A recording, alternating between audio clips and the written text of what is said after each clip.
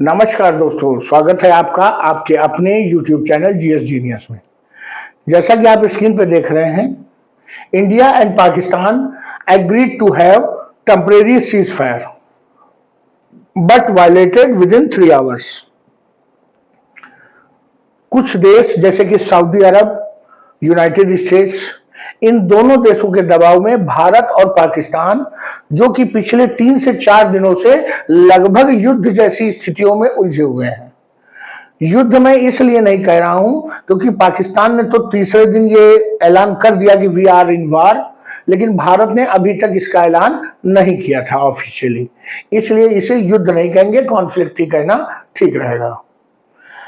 इन परिस्थितियों में लगातार भारत की ओर से मिसाइल हमले, ड्रोन हमले हो रहे हैं। पाकिस्तान ने दिल्ली के ऊपर बैलिस्टिक मिसाइल फेंकी, जो कि बहुत बड़ा दुस्साहस पाकिस्तान की ओर से किया गया। वो न्यूक्लियर हमला करने की तैयारी कर रहे हैं, एक काउंसिल मीटिंग बुला रहे हैं कि न्यूक्लियर हमला कब करना है। भारत की वायुसेना ने पाकिस्तान की लगभग 25% वायुसेना को नष्ट कर दिया है। तो कहने का तात्पर्य है कि तनाव चरम सीमा पर है।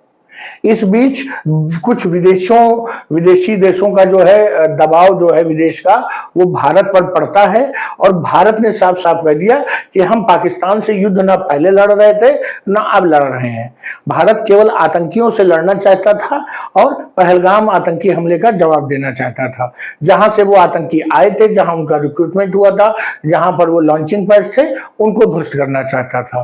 वो तो पाकिस्तान अपने जो नॉन स्टेट एक्टर्स हैं, जो उनकी वास्तविक शक्ति हैं, उनके मृत्यु पर इतना दुखी हो गया, इतना मातम मनाने लगा कि उन्होंने बिना सोचे समझे भारत के 15 शहरों पर ड्रोन अटैक लॉन्च कर दिया। तो भारत हमेशा से लड़ाई का पक्षधर नहीं था और जब जब जहां जहां लड़ाई हुई, भारत ने हमेशा कहा कि युद्ध किसी समस्या का हल नहीं है। सऊदी अरब के विदेश मंत्री लगातार पाकिस्तान में बने हुए थे। इसके अलावा जो मार्को रूबियो हैं, वो भारत से बात कर रहे थे, पाकिस्तान से बात कर रहे थे, भारत से बात कर रहे थे, पाकिस्तान से बात कर रहे थे। लगातार बीच बचाव और निगोशिएशंस की प्रयास था, जिसके कारण आज 10 तारीख को शाम को 5 बजे से सीज फायर की घोषणा कर दी दोनों देशों ने। लेकिन करीब 7 बजे के करीब ही न्यूज चैनल्स में ये न्यूज दिखाई देने लगी कि जैसे ही सूरज अस्त हुआ वैसे ही पाकिस्तान मस्त हो गया।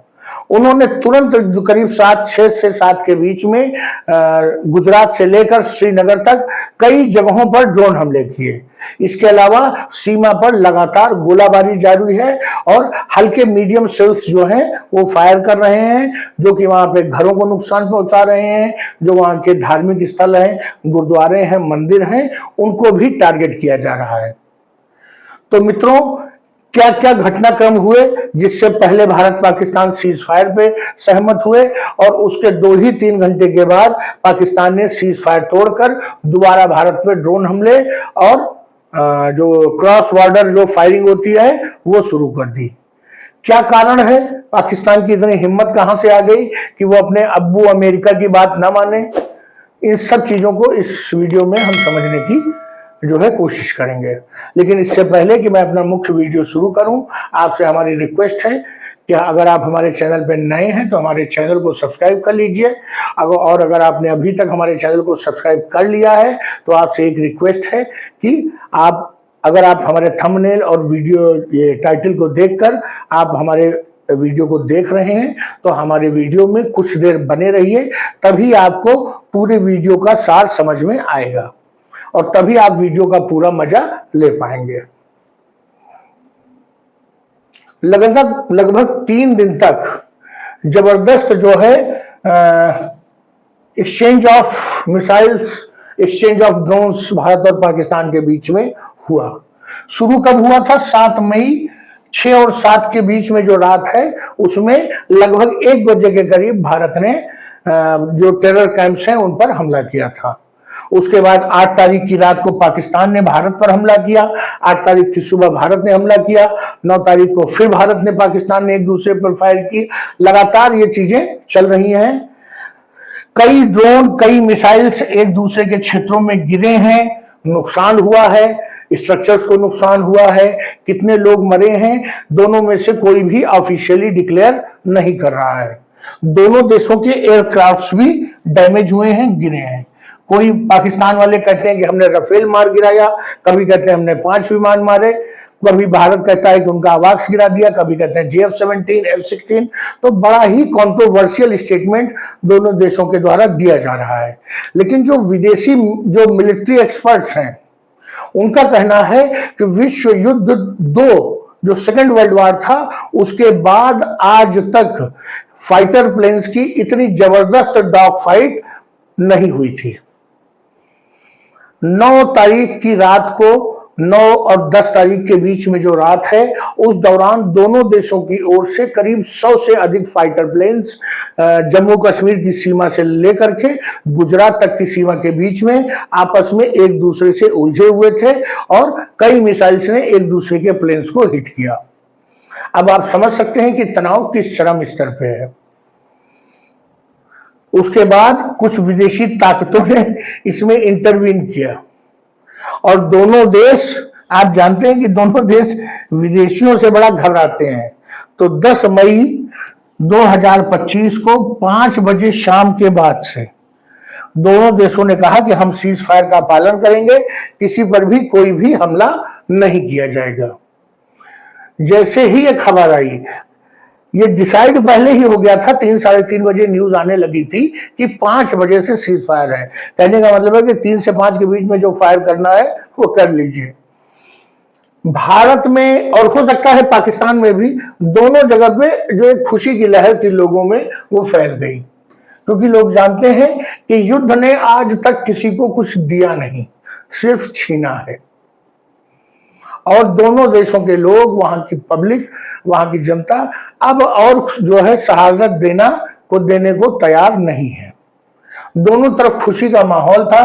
पाकिस्तान के जो रिप्रेजेंटेटिव थे, उन्होंने Indian director general of military operation IDGMO इनसे बात किया 3:35 पे, और उसके बाद कह दिया कि भैया अब जो है सीज फायर कर लेते हैं, बहुत खेल चुके, अब थक गए हैं। दोनों लोग तैयार हुए कि LOC पर फायरिंग भी बंद कर देंगे और लैंड, एयर, सी किसी भी जगह पर एक दूसरे पर कोई हमला नहीं करेंगे। भारत कौन लड़ना चाहता था? भारत तुरंत सहमत हो गया। भारत ने कहा कि ठीक है, अगर आप हमला नहीं करेंगे तो अब हम भी कोई मिसाइल, कोई भी ड्रोन नहीं फेंकेंगे, आप पर हमला नहीं करेंगे। और ये बात हुई कि अगर सब कुछ सही से चला, ये शांति बनी रही, तो 12 मई को दोपहर में 12 बजे हम लोग दोबारा फिर से बात करेंगे, स्थिति का आकलन करेंगे और ये कुछ शर्तें फिर से आपस में डिस्कस करेंगे कि कैसे जो है सीज फायर को आगे लंबे समय तक बढ़ाया जाए।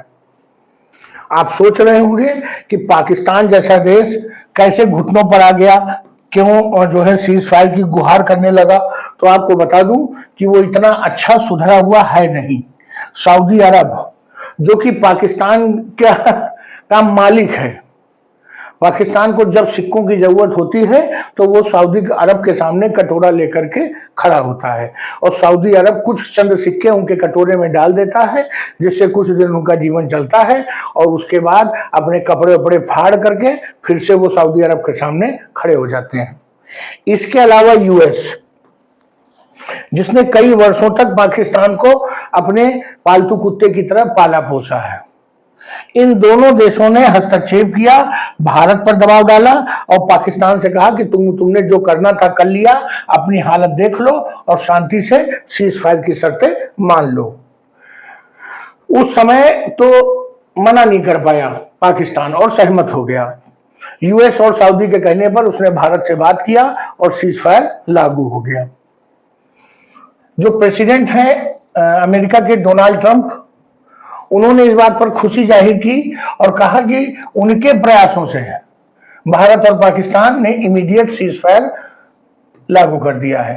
ट्रंप साहब की एक आदत है कि जो काम वो करते हैं उसका क्रेडिट भी लेते हैं और जो काम वो नहीं करते उसका भी क्रेडिट लेते हैं।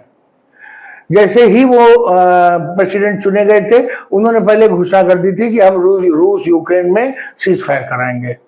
फिर उन्होंने कहा कि हम जो है इजराइल और गाजा को आपस में समझौता कराएंगे, दोनों करा नहीं पाए। उसके बाद उन्होंने भारत पाकिस्तान पर दबाव डाला कि भैया युद्ध बंद करिए, और पाकिस्तान केवल 2 घंटे माना, और उसके बाद उसने कहा कि नहीं, तुम्हारी बात नहीं मानेंगे, हमने अब अपना अब्बू बदल लिया है, अब हमारा अब्बू चाइना है, हम उसकी बात मानेंगे।